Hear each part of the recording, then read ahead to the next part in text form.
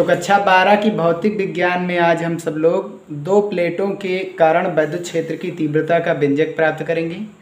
इसमें होगा क्या कि दो आवेशित प्लेटें होंगी, ठीक है, और इसमें दो केस बनेंगे। ये जब दोनों प्लेटों पर समान आवेश हो और जब दोनों प्लेटों पर विपरीत आवेश हो, ठीक है। और एक बार हम इसके मध्य बिंदु पर यानी बीच में प्लेटों के मध्य वैद्युत क्षेत्र प्राप्त करेंगे और एक बार हम प्लेटों के बाहर जो है वैद्युत क्षेत्र प्राप्त करेंगे। तो गाउस नियम के अनुप्रयोग नंबर 6 में आज हम सब लोग दो आवेशित प्लेटों के कारण वैद्युत क्षेत्र प्राप्त करेंगे। तो सबसे पहला केस इसका बनेगा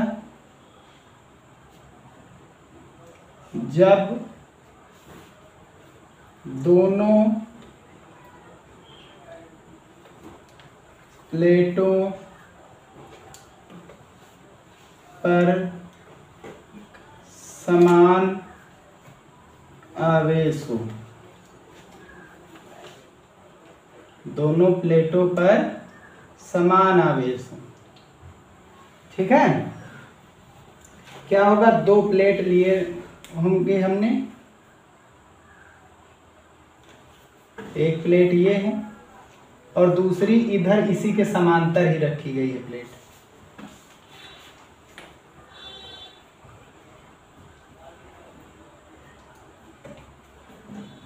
अब एक दोनों पर क्या है, समान आवेश, दोनों पर हम क्या करेंगे, प्लस आवेश दे देंगे। दोनों ही प्लेटों पर प्लस का आवेश दे दिया गया है। समान का मतलब चाहे प्लस दे दो चाहे माइनस, ठीक है। दो बिंदु ले लेंगे, एक बिंदु ले लिया गया है यहाँ प्लेटों के मध्य बिंदु P और एक ले लिया गया प्लेटों के बाहर बिंदु Q। चाहे इस ओर ले लो चाहे उस ओर ले लो, ठीक है। तो सबसे पहले हम क्या करेंगे, प्लेटों के मध्य निकालेंगे यानी बिंदु P पर। बिंदु P पर हम निकालेंगे वैद्युत क्षेत्र की तीव्रता यानी वेक्टर E। तो हम सब लोग पहले से ही पढ़ चुके हैं कि कोई एक आवेशित प्लेट जो है, चाहे वो धनावेशित हो और चाहे वो ऋणावेशित हो, उसके कारण जो वैद्युत क्षेत्र उत्पन्न होता है वो सिग्मा अपान 2 इप्सिलॉन नॉट होता है, बताया गया था अनुप्रयोग नंबर 3 था। E बराबर सिग्मा अपान 2 इप्सिलॉन नॉट। तो ध्यान से देखेंगे तो जो पहली प्लेट है और जो दूसरी प्लेट है, पहली प्लेट भी धनावेशित है और दूसरी प्लेट भी धनावेशित है। ये दोनों आपस में ऐसे रखी गई हैं आमने सामने, ठीक है। थोड़ा सा तिरछा दिखा करके रखा गया, आप समांतर हैं दोनों एक दूसरे के, ठीक है। तो प्लस के कारण पहली प्लेट के कारण जो बिंदु P पर वैद्युत क्षेत्र उत्पन्न होगा वो मान लेंगे E1 है और दूसरी प्लेट के कारण बिंदु P पर जो वैद्युत क्षेत्र है वो क्या होगा, E2। यानी पहली प्लेट जो है, पहली आवेशित प्लेट बिंदु P पर E1 वैद्युत क्षेत्र उत्पन्न कर रही है और जो दूसरी है वो कितनी उत्पन्न कर रही है, E2। अब दोनों की दिशा क्या होगी ये देखेंगे। तो प्लस के कारण हमेशा वैद्युत क्षेत्र क्या होता है, दूर जाता है। तो E1 जो होगा वो पहली प्लेट के लिए वो क्या होगा, बिंदु P पर दूर जाएगा, पहली प्लेट से दूर जाएगा। और जो दूसरी प्लेट का वैद्युत क्षेत्र है वो भी, क्योंकि दूसरी प्लेट भी धनावेशित है तो इसका वैद्युत क्षेत्र भी क्या होगा, इससे दूर जाएगा, ठीक है ना। ये हो गई E2 की दिशा, कोई दिक्कत तो नहीं। तो बिंदु P पर देखेंगे तो E1 और E2 एक दूसरे के क्या है, विपरीत हैं। अब क्योंकि हम लोग पढ़े हैं जो E1 है या फिर E2 है, कोई भी आवेशित प्लेट कितना वैद्युत क्षेत्र उत्पन्न करती है, सिग्मा अपान 2 इप्सिलॉन नॉट। चाहे वो पहली हो चाहे वो दूसरी हो, ये दूरी पर निर्भर नहीं करती है, ठीक है।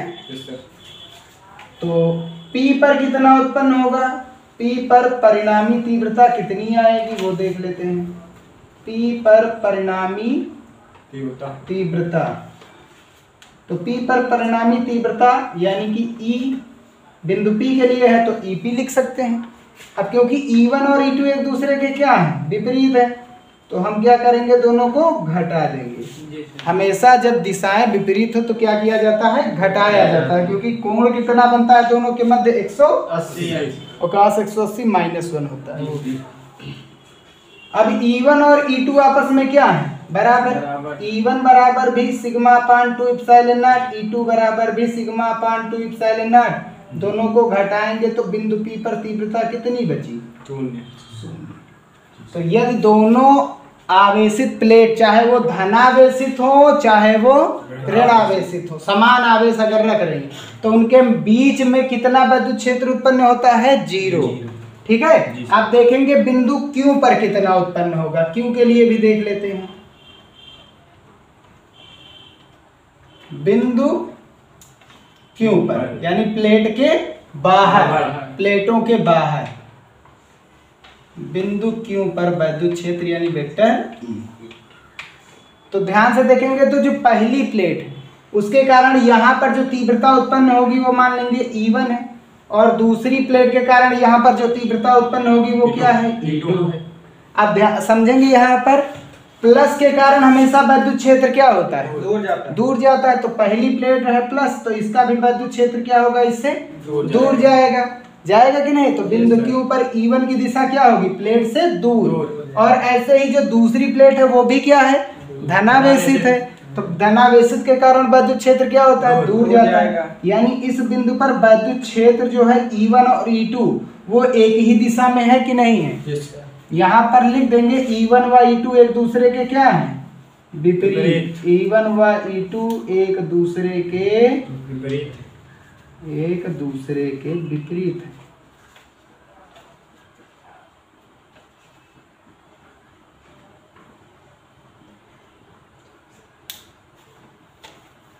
ठीक है। तो विपरीत है तो घट जाएंगे, एक ही दिशा में है तो देख लेते। अब E1 और E2 का मान तो वही रहेगा चाहे वो प्लेट के बीच हो। कोई भी एक आवेशित प्लेट कितना विद्युत क्षेत्र उत्पन्न करती है? Sigma upon 2 epsilon not. तो अब आगे देखते हैं, ये न्यूमेरिकल के लिए बहुत इंपॉर्टेंट है। तो Q पर अब क्या निकालेंगे? परिणामी तीव्रता। Q पर परिणामी तीव्रता। तो Q के लिए है तो EQ कर देंगे। दोनों देखो Q पर E1 और E2 एक ही दिशा में ना, तो एक ही दिशा में सदिश राशि होती है तो जुड़ जाती है। तो E1 की वैल्यू भी कितनी है? सिग्मा अपान, E2 भी कितनी है? दोनों को जोड़ेंगे तो फिर ये आधा है ये आधा, आधा आधा जोड़ते कितना हो जाता है? 1।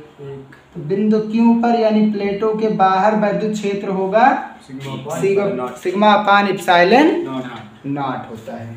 ऐसा ही यहाँ पर क्यों हुआ? क्योंकि E1 और E2 क्या है? E1 व E2 एक ही दिशा में। तो ये पहला केस हो गया। अब हम दूसरा केस क्या पढ़ेंगे इसका? कि दोनों आवेशित प्लेटों पर विपरीत आवेश हो। ठीक है। तो इसका सेकंड केस देखते हैं, जब दोनों प्लेटों पर विपरीत आवेश हो। तो दोनों प्लेटों पर विपरीत आवेश होगा तब उसके भीतर कितना यानी दोनों प्लेटों के मध्य कितना विद्युत क्षेत्र उत्पन्न होगा, बाहर कितना उत्पन्न होगा ये देख लेते हैं। तो वही चीज करेंगे। दो प्लेट हैं एक दूसरे के समांतर क्रम में रखी हैं। एक प्लेट पर प्लस होगा, विपरीत आवेश होने के कारण दूसरी प्लेट पर क्या होगा? माइनस होगा। ठीक है ना। यहाँ पर बीच में लेंगे एक भीतर यानी कि दोनों प्लेटों के मध्य जो है बिंदु P लेंगे, और दोनों प्लेटों के बाहर। अभी यहाँ पर क्यों लिया गया था, अब इस बार यहाँ पर हम क्यों रख रहे हैं बाहर। कोई जरूरी नहीं बिंदु Q यहाँ हो, यहाँ पर भी हो सकता है बिंदु Q, यहाँ भी देख लेते हैं। बिंदु P एकदम मध्य बिंदु में न बनाना, नहीं यही हो जाएगा कि हाँ ये केस बन गया कि मध्य बिंदु पर ही होता है। ये पहली प्लेट है और ये कौन सी प्लेट है? P पर E, तो वेक्टर E एट P। ठीक है, पॉइंट P। बिंदु P पर हमको क्या निकालना? विद्युत क्षेत्र की तीव्रता। E बराबर हम सब लोग पढ़ चुके हैं, चाहे वो आवेशित प्लेट धनावेशित हो चाहे वो ऋणावेशित हो, उसके कारण जो भी तीव्रता उत्पन्न होती है सिग्मा अपान 2 इप्सिलॉन नॉट। कोई भी एक आवेशित plate sigma upon 2 epsilon not विद्युत क्षेत्र उत्पन्न करता है। अब हम कहाँ पर निकाल रहे हैं, P पर।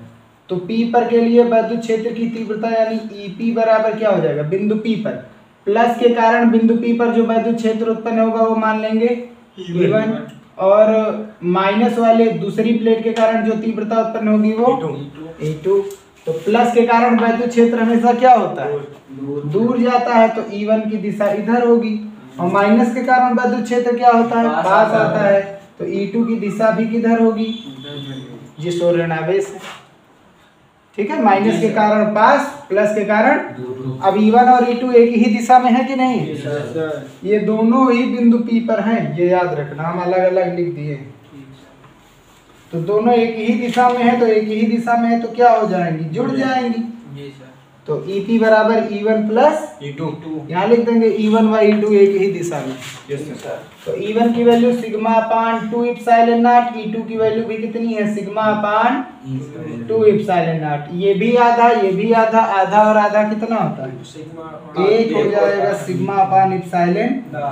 तो दो प्लेटों के मध्य, दो विपरीत आवेशित प्लेटों के मध्य जो वैद्युत क्षेत्र होता है वो सिग्मा अपान इप्सिलॉन नॉट होता है। मोस्ट इम्पॉर्टेंट है, ये हम संधारित्र में पढ़ेंगे।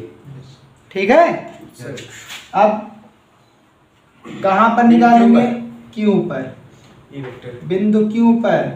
तो वेक्टर E एट Q, तो बिंदु Q पर की बात करेंगे तो प्लस पहली प्लेट के कारण जो तीव्रता उत्पन्न होगी वो क्या होगी, E1, दूसरी प्लेट के कारण क्या उत्पन्न होगी, E2। ठीक है ना, दो तीव्रताएं होगी बिंदु Q पर। पहली वाली भी होगा वैद्युत क्षेत्र उत्पन्न करेगा, दूसरी वाली प्लेट भी वैद्युत क्षेत्र उत्पन्न करेगा। अब पहली वाली प्लेट कैसी है, धनावेशित, धनावेश के कारण वैद्युत क्षेत्र क्या होता है, दूर जाता है, और ऋणावेशित के कारण वैद्युत क्षेत्र पास आता है। तो क्या E1 और E2 एक ही दिशा में है, अब क्योंकि E1 व E2 एक दूसरे के विपरीत हैं, या डायरेक्ट लिख देंगे विपरीत दिशा में, विपरीत दिशा में हैं। तो जो Q पर तीव्रता उत्पन्न होगी EQ बराबर, वो अलग अलग दिशाओं में है तो घट जाती है। ठीक है, और E1 की value sigma upon 2 epsilon not, पहली प्लेट की तीव्रता यही होगी और दूसरी भी यही होगी, घटाएंगे तो कितना बचेगा, शून्य। तो अगर विपरीत आवेशित प्लेट हैं तो उनके बाहर बाहर वैद्युत क्षेत्र शून्य होता है, और समान आवेशित, एक समान रूप से आवेशित प्लेट है तो उनके भीतर वैद्युत क्षेत्र क्या होता है, शून्य होता है। और यहीं पर जो है ये समाप्त होता है, ये एक डेरिवेशन बच गया था। अब हम देखते हैं वैद्युत फ्लक्स के न्यूमेरिकल्स। तो चलिए हम देखते हैं वैद्युत फ्लक्स के आंकिक प्रश्न और बालाजी प्रकाशन से। तो सबसे पहले इसमें हम क्या करते हैं, ये पेज संख्या, बालाजी प्रकाशन की पेज संख्या कौन से हैं, 228, पेज संख्या 28 से लिया गया। ठीक है, तो इसमें फार्मूला सबसे पहले देखेंगे। वैद्युत फ्लक्स का फार्मूला होता है E सदिश डॉट A सदिश। E है वैद्युत क्षेत्र की तीव्रता, A है क्षेत्रफल सदिश, फाई होता है वैद्युत फ्लक्स। यदि E और A के मध्य कोण थीटा बने तो phi is equals to EA cos theta होता है। अब फाई E का मात्रक क्या होता है, न्यूटन मीटर स्क्वायर प्रति कूलम या वोल्ट मीटर होता है। ठीक है, तो पहला क्वेश्चन दिया गया है कि किसी स्थिर वैद्युत क्षेत्र vector E equals to 2y cap plus 3j cap minus 4k cap में रखे पृष्ठ S vector equals to 8j cap से कितना वैद्युत फ्लक्स गुजरेगा। तो वैद्युत फ्लक्स का मान निकालना है और वेक्टर क्वांटिटी दी गई है, तो फार्मूला क्या लगेगा, E सदिश डॉट A सदिश। S लिखा है तो हम S भी लिख सकते हैं, सरफेस होता है A बार एरिया। चलिए हम वैल्यू को पुट करते हैं। वेक्टर E की वैल्यू कितनी है, 2y कैप प्लस 3 और माइनस का 4 और डॉट प्रोडक्ट इसका निकालना है S सदिश कितना दिया गया है, 8j कैप। अगर इसमें I नहीं है तो इसे हम लिख सकते हैं 0i cap plus 8j cap plus 0k cap लिख सकते हैं।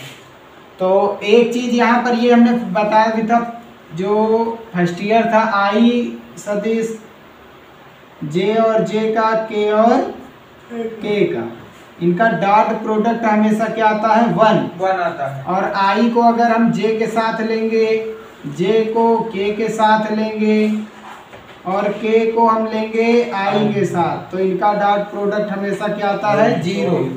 अगर समान डॉट प्रोडक्ट की बात की जा रही है तो डॉट प्रोडक्ट में आई वाला आई से कराएंगे, जे वाला जे से और के वाला के से, क्योंकि यही वाले वैल्यू मिलेंगे। अब आई का जे के साथ कराएंगे तो आई और जे क्या हो जाता है 0, इसलिए आई का आई से, तो 0 आई और आई का एक गुणा कितना होता है 1 होता है, और 2 जीरिया 0 प्लस का r3 जे का जे के साथ डॉट प्रोडक्ट 1, 4 जीरिया 0, के का के से के साथ डॉट प्रोडक्ट 1, तो ये क्या हो जाएगा यहाँ पर 2 जीरियम 0 हो जाता है ना।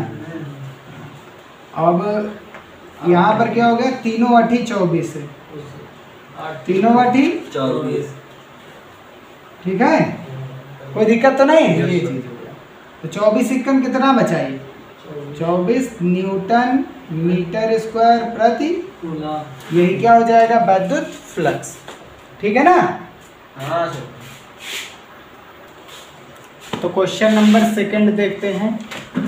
इसमें कह रहा है विद्युत क्षेत्र vector E is equals to 3/5 E naught I cap plus 4/5 E naught J cap में, जहां ई नॉट बराबर 1000 न्यूटन प्रति कूलाम है, 0.1 मीटर स्क्वायर क्षेत्रफल वाली, तो क्षेत्रफल दिया गया है 0.1 मीटर स्क्वायर क्षेत्रफल वाली समतल प्लेट, कोई एक समतल प्लेट है जिसका क्षेत्रफल कितना दिया गया है 0.1 मीटर स्क्वायर, और वो प्लेट कहाँ पर रखी गई है वाई जेड तल में रखी गई है। प्लेट से गुजरने वाले विद्युत फ्लक्स की गणना, तो इसे जानने से पहले हम सबसे पहले ये 3D ज्योमेट्री बना लिया, 3D बना लिया।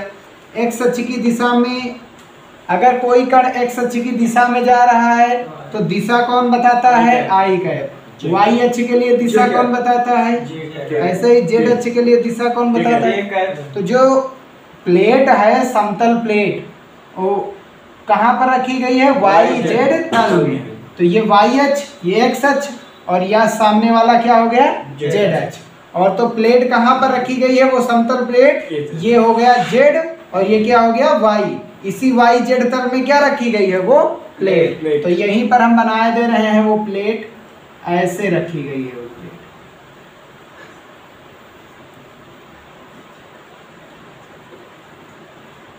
ये इस प्लेट का क्षेत्रफल A है, तो इसका क्षेत्रफल सदिश किधर होगा लंबवत सामने की ओर, और सामने की ओर आ रहा है, तो ये क्या हो गया वेक्टर A, और वेक्टर A बराबर, अगर A का मान ध्यान से देखो, वेक्टर A बराबर हम क्या पढ़े हैं, वेक्टर A बराबर पढ़ा है A और इनटू में n कैप, ठीक है।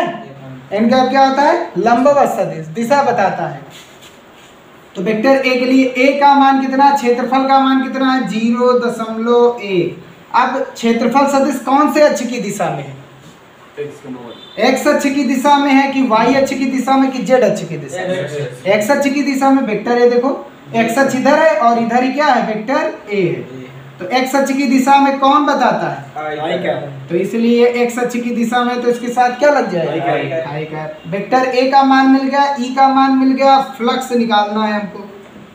विद्युत फ्लक्स की परिभाषा क्या थी, phi E equals to E सदिश डॉट A सदिश। E सदिश की वैल्यू कितनी है 3/5, E नॉट की वैल्यू रखे दें, अभी न रखो, E not I cap plus 4/5 E naught J cap, ये वेक्टर E हो गया। वेक्टर A का मान कितना है 0.1 आई कैप, क्या इसके साथ जे कैप है नहीं, तो आई का किसके साथ गुणा कराना रहता है आई के साथ डॉट प्रोडक्ट में, तो आई का आई के साथ डॉट प्रोडक्ट कितना हो जाता है 1। अब यहाँ 0.5 है, 0.1 है, 0.1 है, यहाँ पर कितना है 5/3, 3/5 है, 3/5 ई नॉट, तो 3/5 ई नॉट का गुणा किससे हो जाएगा 0.1 से, तो ई नॉट की वैल्यू जब रखेंगे तो 3/5 गुणे ई नॉट की वैल्यू कितनी दी गई है 1000 और गुणे में 0.1, दशमलव हटाएंगे एक जीरो कैंसिल, 5 से काटो 5 इक्कन, 5 दूनी 5 रिया। अब 20 से कितना होता है 60। मात्रक क्या होता है फ्लक्स का न्यूटन मीटर स्क्वायर प्रति कूलम। यही बन जाएगा वैद्युत फ्लक्स। तो इतना वैद्युत फ्लक्स गुजरेगा, ठीक है ना। तो चलिए एक बार इसे फिर से समझ लेते हैं। तो जो हमारे क्षेत्रफल वाली या 0.1 क्षेत्रफल वाली जो प्लेट है, समतल प्लेट, वो कौन से तल में रखी है, वाई जेड। ये हो गया एक्स अक्ष, ये वाई अक्ष, और ये क्या हो गया जेड। सामने की ओर। ऊपर की ओर कौन है, वाई अक्ष। तो इसी तल में ये क्या हो गया, ये वाई अक्ष, ये हो गया जेड अक्ष, और इसी तल में क्या रखी गई है, प्लेट। ये प्लेट एक्स वाई जेड तल में रखेंगे तो प्लेट कैसे होगी, ऐसे ही तो रखेंगे। जी सर। रखेंगे कि नहीं ऐसे। जी सर। एक देखो ऊपर जा रहे हैं, ये इधर हो गया वाई अक्ष और सामने की ओर कौन हो गया, जेड अक्ष। हो रही कि नहीं हो रही। तो प्लेट ऐसे रखी गई तो इसका क्षेत्रफल सदिश लंबवत इधर होगा, ये लंबवत उधर होगा। तो हम हमेशा धनात्मक दिशा में लेंगे, जी सर। ठीक है, क्योंकि फ्लक्स का मान निगेटिव नहीं होता है। तो धनात्मक दिशा में लेंगे तो लंबवत इधर की ओर। ये कौन सी दिशा थी, इधर कौन सा अक्ष पड़ रहा था, एक्स अक्ष। और एक्स अक्ष की दिशा कौन बताता है, आई कैप। अब क्षेत्रफल का मान तो पता है, साथ ही साथ क्षेत्रफल सदिश बनाना, तो इसके साथ इसकी दिशा जोड़नी पड़ेगी, और इसकी दिशा एक्स अक्ष की ओर है तो आई कैप जोड़ दी गई। वाई अक्ष की ओर होता जे कैप जोड़ देते, और जेड अक्ष की तरफ होता तो के कैप। तो तीसरा क्वेश्चन देखते हैं इसका। एक समरूप वैद्युत क्षेत्र वेक्टर E = 5 × 10⁻³ आई कैप। तो E की वैल्यू दी गई है, वेक्टर E 5 × 10⁻³ आई कैप, ठीक है ना, न्यूटन प्रति कूलम। आई कैप की दिशा बताता है। देखो कोई भी सदिश राशि में दो चीजें होती हैं, मान और दिशा। आई कैप का मतलब यह है कि जो वैद्युत क्षेत्र है उसकी दिशा किस ओर है। आई कैप किसकी दिशा बताती है, एक्स अक्ष की दिशा बताती है। तो वेक्टर E किस ओर दिष्ट है इस समय, एक्स अक्ष की दिशा में दिष्ट है, ठीक है। आई कैप ये बता रहा है।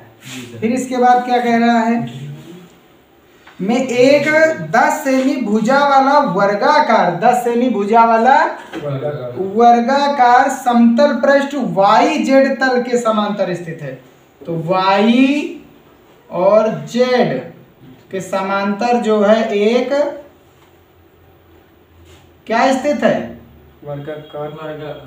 वर्गाकार पृष्ठ है। देखो जेड अक्ष के समांतर है, ये वाई अक्ष। तो इसका क्षेत्रफल सदिश लंबवत पीछे होगा या फिर, और हमेशा हम किधर लेते हैं, धन की दिशा में। ऐसा क्यों होता है, क्योंकि इससे फ्लक्स का मान पॉजिटिव आता है, नेगेटिव नहीं आता है। तो E भी किस ओर है, देखो वेक्टर E भी किस ओर है, एक्स अक्ष की, और वेक्टर A भी किस ओर है, एक्स अक्ष की ओर। अगर वाई जेड में कोई तल में कोई वस्तु स्थित है तो उसका क्षेत्रफल सदिश हमेशा लंबवत किधर आएगा, एक्स अक्ष, ठीक है ना जी। तो एंगल तो 0 अंश बन ही रहा, वहां कोई दिक्कत नहीं। आगे अब जो क्षेत्रफल दिया गया है पृष्ठ का, ध्यान से देखिए यहाँ पर जो वर्ग दिया गया है, क्योंकि जो पृष्ठ दिया गया वो वर्गाकार है, और वर्ग का क्षेत्रफल क्या होता है, भुजा स्क्वायर। वर्ग का क्षेत्रफल क्या होता है, भुजा स्क्वायर, और भुजा कितनी दी गई है, 10 का स्क्वायर यानी 100। और ये किसमें दिया गया है, सेंटीमीटर। 10 सेंटीमीटर थी, सेंटीमीटर क्या हो गया, स्क्वायर। अब सेंटीमीटर को मीटर में बदलेंगे तो 10⁻² मीटर हो गया। ऊपर क्या लगा हुआ है, स्क्वायर, तो यहाँ भी लग दिया, और यहाँ पर कितना है, 100। अब हल करेंगे तो 2 दूनी 4, 10⁻⁻4 है, और आगे कितना है, 100 का मतलब 10⁻2। इसे 10 का स्क्वायर ही लिखा रहने दो, ठीक है, बार बार वही चेंज करने कोई मतलब नहीं। अब यहाँ पर कितना बचा, हल करेंगे जब A का मान कितना आएगा, 10⁻²। यहाँ मीटर स्क्वायर, मीटर का स्क्वायर करेंगे तो मीटर स्क्वायर। तो क्षेत्रफल हो गया 10⁻² मीटर स्क्वायर, ठीक है ना। अब फ्लक्स निकालना है, कितना फ्लक्स गुजरेगा, तो E वेक्टर डॉट A। अब ध्यान से देखेंगे तो वेक्टर ए बराबर हम क्या लिख सकते हैं, ए, क्योंकि ए किस ओर है, वेक्टर ए की दिशा किस ओर है, एक्स अक्ष के साथ है, तो मान के साथ साथ क्या लगाई जाती है, दिशा। वेक्टर ए में दो चीजें होती, मान और दिशा। मान क्या बताता है, ए, दिशा किस ओर है इसकी, एक्स अक्ष, और एक्स अक्ष की दिशा कौन बताता है हमेशा, आई है। तो ए का मान देखो कितना है, इसका परिमाण, ए का परिमाण है 10⁻² आई है। अब ई की वैल्यू कितनी दी गई है, ई की वैल्यू दी गई 5 × 10⁻³ आई कैप डॉट ए वेक्टर की कितना है 10⁻² आई कैप, ठीक है ना। आई कैप का मान कितना होता है, 1 हो जाता है। यहाँ से एक कांसेप्ट और ले लेते हैं, वेक्टर ए और वेक्टर ई एक ही दिशा में है तो एंगल कितना बनेगा, 0 तो दूसरा वाला सूत्र लगा सकते हैं, ई ए cos 0 और cos 0 की वैल्यू 1 होती है, ऐसे लिख सकते हैं। तो इसे हल करेंगे तो यहाँ पर आई कैप कितना हो जाता है 1, और ये कितना बचा 5 × 10⁻³ कितना आएगा, देखो यहाँ 3 है, यहाँ 2, कितना बचा 1, तो कितना बचा 50 न्यूटन मीटर स्क्वायर प्रति कूलम। यही क्या बन जाएगा इसका आंसर। जब एंगल 0 अंश बन जाए, दिशा एक ही और एंगल 0 अंश, तब फ्लक्स का मान, सेकंड मेथड देख लीजिए, ई का मान कितना दिखा 5 × 10⁻³ ये परिमाण है, सभी दिए गए परिमाण यानी मान, और ए का मान कितना आया था 10⁻² तो 5 × 10⁻³ कितना बचा 1, 10 25 50 न्यूटन मीटर स्क्वायर प्रति कूलम। चाहे यहां से लगा लो चाहे यहां से लगा लो, दो मेथड है। इसका सेकंड केस क्या कह रहा है, चलिए देखते हैं। तो आगे का क्या कह रहा है, यदि पृष्ठ का तल एक्स अक्ष की दिशा से 30 अंश का कोण बनाए, तो जो पृष्ठ का तल है, ये पृष्ठ है, ये पृष्ठ का क्या बन गया, ये वर्गाकार पृष्ठ है, यस सर, और ये इस वर्गाकार पृष्ठ का तल क्या है, ये वाला, यस सर, और ये वाला तल जो है एक्स अक्ष के साथ कितना कोण बनाए 30 अंश। तो ये तल देखो एक्स अक्ष के साथ कितना कोण बना रहा है 30 अंश, ठीक है। अब वेक्टर ए किधर होगा, इसका लंबवत सदिश, इसे हम ऐसे रख दिए, ठीक है, ऐसे रख दिए, ठीक है, इतने में कोई दिक्कत तो नहीं, नो सर, ऐसे रख दिया है। ये कोण कितना बना रहा है, और क्षेत्रफल सदिश किधर आ रहा है, अब नीचे की ओर आएगा कि नहीं आएगा, 30 अंश के कोण बनाएंगे तो ऐसे रखेगा, क्षेत्रफल सदिश इधर, और वेक्टर ई किधर जा रहा है, इस ओर। क्षेत्रफल सदिश हमेशा पृष्ठ के क्या होता है, लंब, तो पृष्ठ पर कितने अंश का कोण बनाता है 90 अंश, तो यहाँ भी कोण कितने अंश बनेगा 90 अंश बनेगा। तो 30 उधर निकल गया, तो यहाँ पर देखेंगे ये एंगल कितना बन रहा है 60 अंश। तो ई व ए के मध्य कोण कितना बन रहा है 60 अंश। ई और ए के मध्य कोण जो बनता है उसी का नाम क्या है थीटा। तो थीटा बराबर कितना हो गया 60 अंश, और ई बराबर कितना दिया गया था हमारा 5 × 10⁻³ न्यूटन प्रति कूलम, और ए बराबर हमने निकाला था 10⁻² मीटर स्क्वायर। अब फाई बराबर सूत्र क्या पढ़ा है, फाई = ई ए cos थीटा। वैल्यू पुट करेंगे, ई की वैल्यू कितनी है 5 × 10⁻³, ए की वैल्यू 10⁻² इंटू cos थीटा की वैल्यू कितनी है 60 अंश, और cos 60 अंश की वैल्यू कितनी होती है यहाँ, ये कितना बचेगा 50, ये इतना 50 बचेगा, और ये cos 60 अंश 1/2 होता है, कैंसिल करेंगे तो कितना है, तो हल करेंगे तो फाई ई इस स्थिति में कितना आ रहा है 25 न्यूटन मीटर स्क्वायर प्रति कूलम। तो यहाँ पर ये क्या बन जाएगा आंसर, फ्लक्स का मान, ठीक है। तो यहीं पर ये जो है वीडियो समाप्त होता है। अब हम आगे जो है गाउस के नियम और उसके अनुप्रयोग पर आधारित न्यूमेरिकल्स के बारे में कल पढ़ेंगे, ठीक है।